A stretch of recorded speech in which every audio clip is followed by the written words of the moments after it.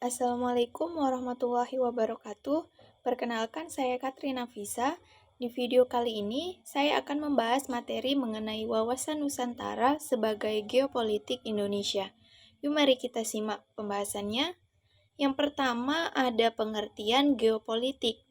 Geopolitik berasal dari bahasa Yunani dari kata geo dan politik. Geo berarti bumi dan politik berasal dari kata politei, berarti kesatuan masyarakat yang berdiri sendiri atau dengan telah yang berarti urusan. Berdasarkan pengertian tersebut, geopolitik dapat diartikan sebagai sistem politik atau peraturan-peraturan dalam wujud kebijaksanaan dan strategi nasional yang didorong oleh aspirasi nasional geopolitik. Suatu negara yang apabila dilaksanakan dan berhasil akan berdampak langsung atau tidak langsung kepada sistem politik suatu negara. Mengenai sejarah lahirnya geopolitik. Konsepsi geopolitik lahir di Jerman pada akhir abad ke-19. Semula geopolitik adalah ilmu bumi politik yang membahas masalah politik dalam suatu negara. Namun berkembang menjadi ajaran yang melegitimiskan hukum ekspansi suatu negara. Selanjutnya ada paham geopolitik Indonesia. Pandangan geopolitik bangsa Indonesia yang didasarkan pada nilai-nilai ketuhanan dan kemanusiaan yang luhur dengan jelas tertuang di dalam pembukaan UUD NRI 1945.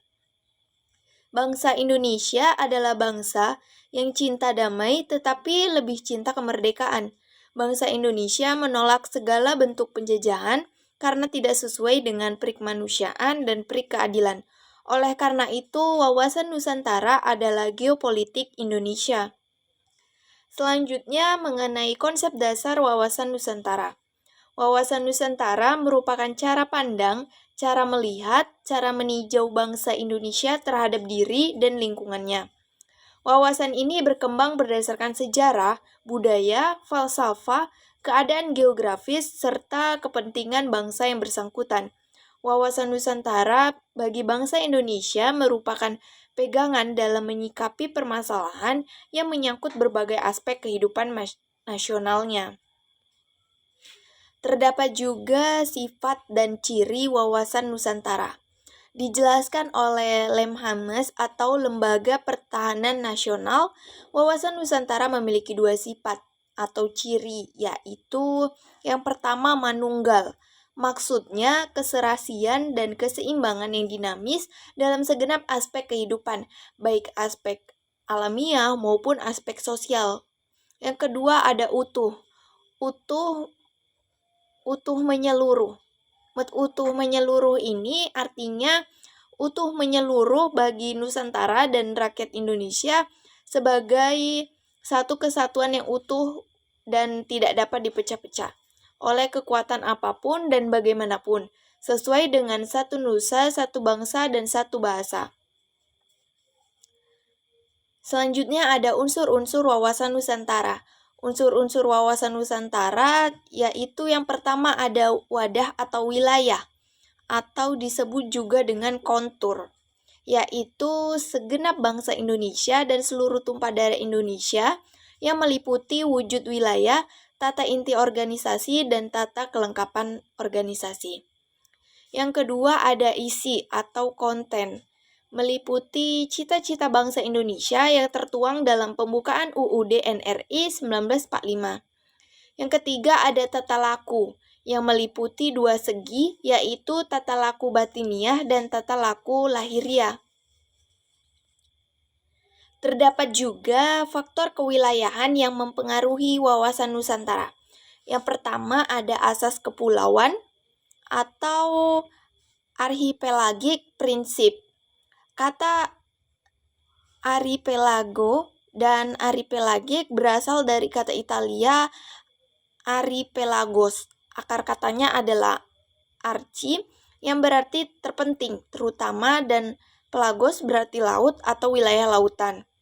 Yang kedua ada Kepulauan Indonesia. Nama Indonesia mengandung arti yang tepat, yaitu Kepulauan Indonesia. Indonesia mengandung makna spiritual yang di dalamnya terasa ada jiwa perjuangan menuju cita-cita luhur. Yang ketiga ada konsepsi tentang wilayah Indonesia. Dalam perkembangan hukum laut internasional dikenal beberapa konsepsi mengenai pemilikan dan penggunaan wilayah laut. Yaitu yang pertama ada res nullius, menyatakan bahwa laut itu tidak ada yang memilikinya. Dan yang kedua ada res communis, menyatakan bahwa laut itu adalah milik masyarakat dunia karena itu tidak dapat dimiliki oleh masing-masing negara. Yang ketiga ada mare liberum, menyatakan bahwa wilayah laut adalah bebas untuk semua bangsa. Yang keempat ada mare clausum atau the right and dominion of the sea, menyatakan bahwa hanya laut sepanjang pantai saja yang dimiliki oleh suatu negara. Dan yang kelima ada archipelagic states principle atau asas negara kepulauan yang menjadikan dasar konvensi PBB tentang hukum laut. Nah, berdasarkan materi mengenai wawasan Nusantara yang telah kita bahas tadi, dapat kita simpulkan bahwa wawasan Nusantara adalah konsep fundamental bagi bangsa Indonesia yang menggabungkan aspek geografis, politik, dan kultural. Konsep ini lahir sebagai respon terhadap keunikan Indonesia sebagai negara kepulauan dengan keberagaman yang tinggi.